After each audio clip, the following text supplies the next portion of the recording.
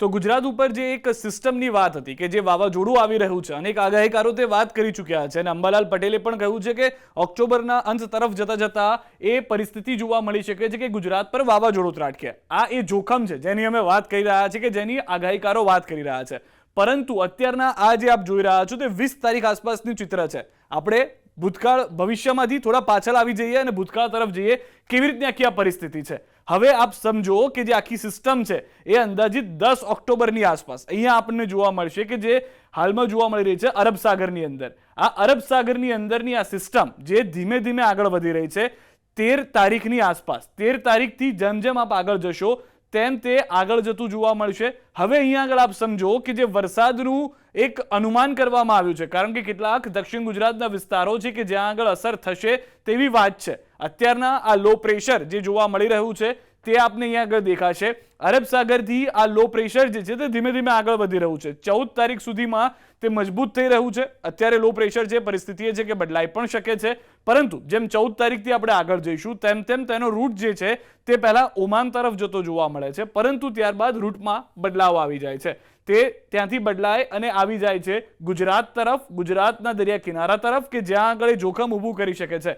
15 થી 16 તારીખ એવી હશે કે મોટાભાગના વિસ્તારોમાં ભારે વરસાદની શક્યતા હાલમાં આ લો પ્રેશરના કારણે જોવા મળે છે. સ્વાભાવિક રીતે આ સિસ્ટમ પશ્ચિમ બંગાળમાં પણ હોય તો તેની અસર ગુજરાત ઉપર ભારે થતી હોય છે. તો તેવી જ રીતે જો આ સિસ્ટમ અરબ સાગરમાં છે તો આપ સમજીને ચાલો કે તેની અસર જે છે તે ગુજરાત પર કેટલી ભારે હોઈ શકે છે.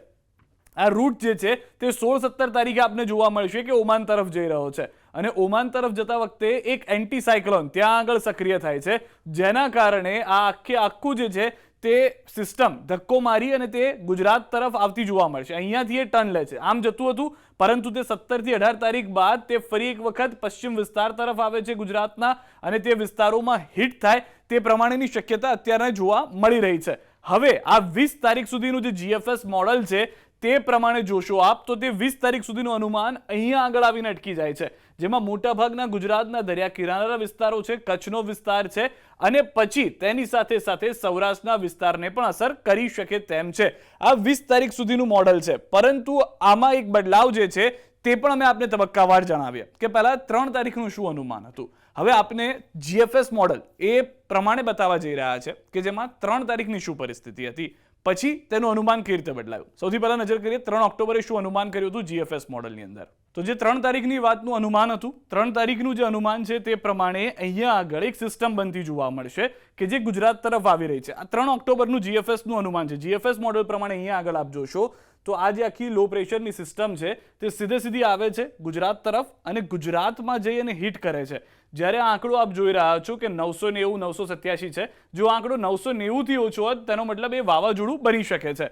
અને અહીંયા આગળ આ જે મોટાભાગના વિસ્તારો છે 3 ઓક્ટોબરનું જીએફએસના અનુમાન પ્રમાણે તે હિટ કરી રહ્યું છે, પરંતુ તારીખ બદલાઈ ગઈ, અનુમાન બદલાઈ ગયું. 4 ઓક્ટોબરનું જીએફએસનું અનુમાન શું છે તે આપને જણાવી દઈએ કે જ્યાં આગળ થોડો રૂટ બદલાયો છે કે કેમ એ સમજવું જરૂરી છે. આ એ જ લો પ્રેશર કે જે 3 ઓક્ટોબરના અનુમાન પ્રમાણે સીધું ગુજરાતમાં ઘૂસી રહ્યું હતું તે આખું ફંટાઈ અને બીજી તરફ જતું જોવા મળી રહ્યું છે. આખી સિસ્ટમ જે છે તે બદલાઈ ગઈ કે જે 16, 17, 18 થી શરૂઆત થતી હતી અહીંયા હિટ થવાની, તેના બદલે તે ઓમાન તરફ જઈને હવે હિટ થઈ રહ્યું છે. આ 4 ઓક્ટોબર પ્રમાણેનું અનુમાન છે.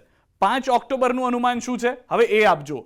5 ઓક્ટોબરે એવું અનુમાન કર્યું હતું જીએફએસ મોડલે કે આ જે સિસ્ટમ આપ જોઈ રહ્યા છો કે જે ગુજરાત તરફ આવવા નીકળી છે તે ગુજરાતની સાથે સાથે દક્ષિણ ગુજરાતના પણ કેટલાક વિસ્તાર, દક્ષિણ ભારતના પણ કેટલાક વિસ્તારોને પોતાની ઝપેટમાં લે છે, અને ફરી એક વખત 5 ઓક્ટોબરના અનુમાન પ્રમાણે તે ગુજરાતમાં હિટ થશે, મોટાભાગના વિસ્તારોને વરસાદમાં લઈ જશે.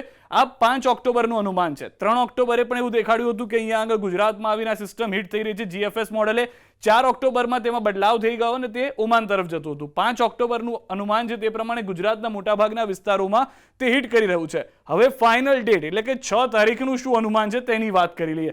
6 તારીખ એવું અનુમાન કરવામાં આવ્યું કે આ જે સિસ્ટમ છે 14 થી 15 ઓક્ટોબર, અહીંયા આગળ આપ તારીખ પણ જોશો, 14 થી 15 ઓક્ટોબરે ખૂબ જ મજબૂત થઈને આવી રહી છે, અને ત્યારબાદ 16-17 ઓક્ટોબરની આસપાસ મોટાભાગના વિસ્તારોમાં તેની અસર શરૂ થઈ જશે.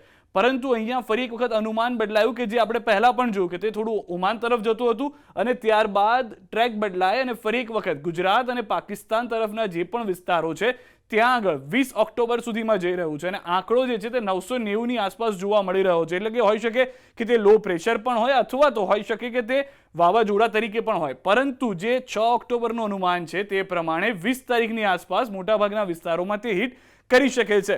હવે અહીંયા આગળ એક પરિસ્થિતિમાં બદલાવ એ જોવા મળી રહ્યો છે કે જે 20 તારીખે આપ અહીંયા જોઈ રહ્યા છો એક એન્ટી સાયક્લોન જે છે તે રાજસ્થાનમાં બની રહ્યું છે. જો એ એન્ટી સાયક્લોન એક્ટિવ થાય છે તો અહીંયા આગળ આખી પરિસ્થિતિ બદલાઈ શકે છે કે જે ભારે વરસાદનું અનુમાન અનેક હવામાન નિષ્ણાંતો કરી રહ્યા છે અથવા તો આગાહીકારો જે હવામાન તરફથી કરવામાં આવી રહ્યું છે કે ભાઈ ભારે વરસાદ હશે અથવા તો ભારે વરસાદની શક્યતા છે જે મહિનાના અંતમાં, જેમ અંબાલાલ પટેલે પણ કહ્યું હતું કે વાવાઝોડું આવશે.